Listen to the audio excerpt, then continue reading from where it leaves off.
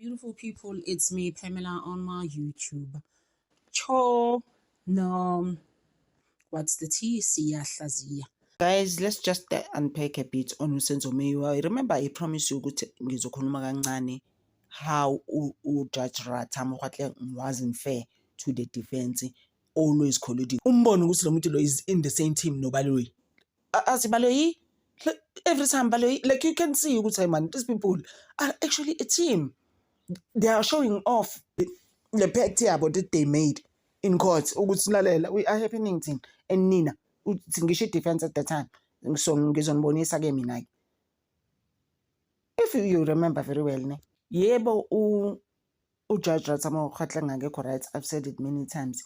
But wayengekho right kakhulu kumshololo and late advocate Mngomezulu. And advocate Mngomezulu fine wayena ukuxolisa yezwa Judge Ratha Mokgatle. But ubemtshela sometimes there was a time back about thuthana. Iyeke leyo ukuthi Judge Ratha actually imdala kangaka lied. Wazehlisa umshololo. That's okay, my lord. I didn't mean it, okay? I take it back. I didn't mean ukuthi unamanga mawuso someone of your sources. So Mngomezulu cabanga before Mngomezulu was passing athi I saw my sources actually saw Mngomezulu in the corridors of the courts. So when I'm sure it's been namanga barifu JP ombonile. I mean, guys, like honestly, and like I said, ukuthi umshololo manje ubese phansi kakhulu, guys, ubese soft. But umshololo before bemtshela nje Ratha athi yikahle. Wakwamtshela one day what listen here. We also know the law. You can't go on like this. This is not allowed. There's a trashing it don't umshololo. It's just like a judge njani leli. Yiko ngise mina sengifuna leli elikaKelly lo uSmith umaka Jocelyn. The judge, bro. Oh my word. Like uzokuthatha akubeke phansi but slowly, not screaming. Kancane ubona ukuthi umenzeni sisters lo uLorenzo wazwakhala waphela waba strained waba into ebanjiwe coming out of court. Wathi besisi kahle you can't come here and be lying to us. Please watch the video. It's before this one, in fact. What's he wena kahle? You really come here? You said something last Thursday. You said something Monday. But you're changing them around. Which one is it? Ratha uzokudonsa ecourt in front of the witnesses in a state ukuthi ungabi next. Ratha dragging these defense people omshololo in them to filth. And abantu bazabathayi wena Ratha. Mangithi abantu ngisho people like me. Things like, please, when why wahleze nje udonsana ne defense awuyibonje I defense when ngize ngithi mina so many videos of mine I used to say ukuthi he treats them like his boys. Like ukubona le nto lo yodwa. Hey Nina, don't do that. Yenzani so like labantu baya esikoleni to do this job. Don't make them feel small. Ratha has made them feel small so many times. I'm just like guys. And you know what he used to use? He'll be using like, I'm better than you. We started Black Lawyers Association. I was just like, I'm done with Angalobab. Uyakataza. So these guys are next. Why are they here then? Representing all these 5 accused. And then we end up Judge Ratha Mokgatle ethi uzosuwa ulate Thulani Mngomezulu. And Thulani Mngomezulu what I'm not backing down. I'm standing. These were his words. What I'm standing by what I'm saying. Busy MLA estate uRatha. Wathi nje uMngomezulu ngifuna. And balwelana nje ama statements that were brought by Omogano that were not making sure uRatha ubhizo yabamele. And Mngomezulu was like, no. That's not what happened, bro. This is what happened. What no, that's not what I said. Guys, like ngathi ukhuluma futhi nayi nani ingane zakho. Angazi ngathi ukhuluma nobani. You know? Wathi uMngomezulu ngeke I'm standing by it. Angidlali nawe. Wathi umunye ngizokusuwa ke. Yazi uRatha was continuing busy. I've got the right to sue you. I got the right to sue you. I will sue you. I was just like awangeke lo baba, guys. Ayikho right lento le. Why would you do this? Because I even felt like the stuff that is saying now Ratha mebelwa, like the thing of them now fighting ngamagama. They could have taken that to chambers. Lo baba angithi is supposed to be I even said last year ukuthi almost like their boss uRatha. Why angathi okay asiqedeleleni qedelela actually wena Mngomezulu and then later on we can talk. And then uyambiza ukuthi wena the same as the teacher nengane yesikole. Why wena manje usukhuluma nami kanje ecourt? I'm not your friend. At the chambers we mustn't see it. But that day into sayibonayo on the 28th of May 2024 was crazy. Those are crazy things. You can't be talking like that in court. Lukuxabana noMngomezulu wena omdala. Bekufanele ustope wena as an old person be like, "Ay, asiyeke sizoqedelela late." And then bese mgiva koMngomezulu, just the two of you if you have to. Noma ungabiza the other defense members omshololo and them, and then umtshela uthi lona, and then nimzwile ngithi besethini mina hayi ndaba lo memeza ecourt, I will sue you, you know I've got the right to sue you. Those were his words. I was just like, "Oh, baba mdala for this. He's been practicing for years."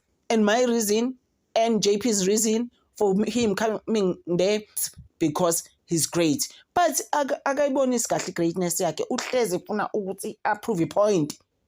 Uratha, and it's so irritating. Oh my word. I'm just like uyabona lo baba. Sisazoqhubeka futhi nalendaba. Ngifuna ukwenza futhi nengamshololo on its own. Ngoba so many times ngaze yabona ukuthi ngaze ngafika kanjani kwekamshololo, ngaze ngafika ukuthi is it because umuntu wesifazane? Is it because she is a woman? Desizwe emthisa kanje? Ayi angazi. Ngase sengifila kabi last year especially and 2023 for that matter. Ngithi awalo baba lo akayekela umshololo. Angazi how many videos I said akayekela umshololo phansi lo. How? And uRatha ngendlela aphethe ngayo yazulwelana ulwela nje ukuthi uthe uMngomezulu, why can't you just take this thing? Can I just address the court? Wasebenzisa nje igama elithi collude. So wavele wathi you are actually colluding with the state. Wavele wathi uRatha uya lubeza ngitshela ukuthi collude. Wagcina kanjalo uRatha. Maternal. Siyamiya akaloniwe ngibona ukuthi he's been fighting. Bayalamana uma babo. Makasenzo meyiwa nalo mama lo. Uma wakhe. Lo muntu is not sugarcoating anything kwiGagasi FM ekhuluma lapho. Indaba igaxa. Ngichazile futhi mesebizwa uChikotalo ethi uBabthwala. I was just like, uBabthwala, I didn't realize ukuthi ukhuluma ngoJiko. I'm like, uBabthwala? Yeah, so guys, naleyo ngifuna ukuyithinta le ndaba kancane, and nayo it's actually part 1. Ngisazoqhubeka ngayo futhi on another video tomorrow. He is talking about this thing yokuthi abantu ababesendlini ebona abantu afanele baboshwe, and how idocket was stolen by uBrigadier Gininda kaMention, but angithi amazi umuntu waenda pano 636 phela thina siku 375 lwesimfuna thina simlwelayo manje. Uzuya imention lento lokuthi uMakhubu yamanzi angithi lo owafika kuqala naye le kaSenzomeyiwa okuyena owaqala u375. They had a meeting with uGininda, and then manje asayibona lo meeting yaphelela laphi. Umntwana abantu sephila isaba. Bambuzile naye uSiko uthona usabi yini? What how ngizwe usabani? At the end of the day ayikho phela into engisayisaba manje. And uyasho ukuthi when they were speaking to people abazi kahle iCase and all, like amaphoyisa that came to the Khumalozi including uMakhubo, kwakhulunyiswana ukuthi there's no need for this ukuthi kuthiwa they were intruders in the house. No one came in. There's even a head of police who said that there's no one who came in. Yena his problem uSiya cousin kaSenzomeyiwa uthi into kwakufanele yenziwe, especially uChikotwala kwakufanele athi guys uphathi 1 njalo lo uyindaba kaSiya umzala. As umuntu omdala uChikotwala kwakufanele aze kubo benomakhumalo uMakakheli ngoba uyinzala abantu angithi sisters bahambe bayemlazi basifike bathi hayi no, you know what, we are sorry about what happened. Ingane sezonile. This is how he was relating the story uSiya. Ingane sezonile. Zingaze ingane uKheli and them. Ingane sezonile. Siyaxolisa Nkosi yami, kahle hle yazi ukuthi ubani wamdubula uso and so mhlambe between uKheli noLongo. Siyazixolisela, siyacela Nkosi yami ukuthi nisixolisele. Like I was saying last day guys ukuthi we didn't have to be here where we are. Ukuyibona lento because of amanga. Why couldn't just the people that were in the house bakhuluma iqiniso? And mina kakhulu ngiyamblame futhi uMakakheli. Mina abantu angibablame kakhulu ababesendlini uMakakheli noKheli. About these two people and Zandi ngoba kubo kaKelly, basically these three women. Why couldn't they just ngoba bayenza labantu nabo, they know exactly how lo mama feels.